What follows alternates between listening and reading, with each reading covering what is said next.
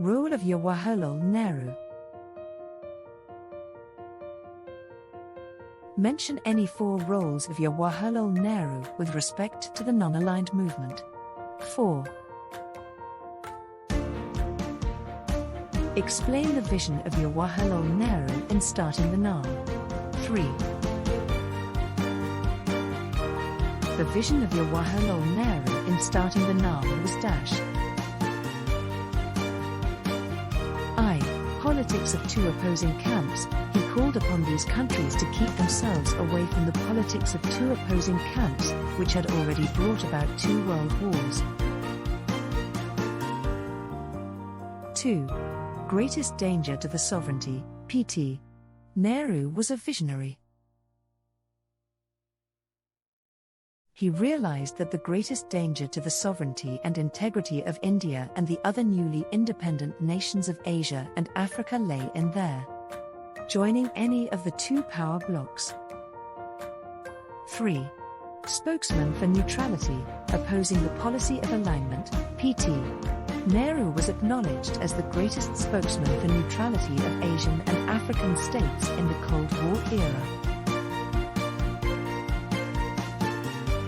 Explain the role Jawaharlal Nehru as the spokesman for the newly independent countries of Asia and Africa. 4. 4. Western concept of liberalism and democracy. Though Nehru was committed to Western concept of liberalism and democracy, he opposed from entering into military or economic alliances as he believed they encouraged colonialism and imperialism and were like to produce a race of armaments, pacts like NATO, CENTO, CETO, etc., which were initiated by USA or the Warsaw Pact promoted by Soviet Union. V. Monolithic and Marxism. He strongly advocated the principles of socialism and did not favor capitalism. He also rejected the communist state as monolithic, a system of state which is large, powerful, indivisible, and slow to change, and described Marxism as an outdated theory. Vi. Stewardship of Pt. Nehru. Under the stewardship of Pt. Nehru, India was the first country to initiate the policy of non-alignment.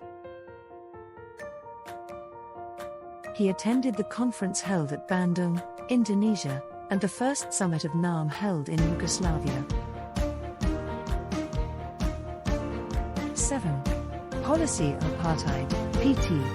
Nehru was against the policy of apartheid being followed in South Africa. As a result, India sponsored a resolution in the UN in 1962, calling upon the member nations to take economic and diplomatic steps against South Africa, which in turn forced South Africa to give the up the policy of racial discrimination. What did Nehru do to curb the mad race for armaments? 1. Pt. Nehru was against the race for armaments and called for disarmament and abolition of stockpiles of nuclear weapons. It was in pursuance of this policy that India signed a treaty in 1963 for banning atomic tests.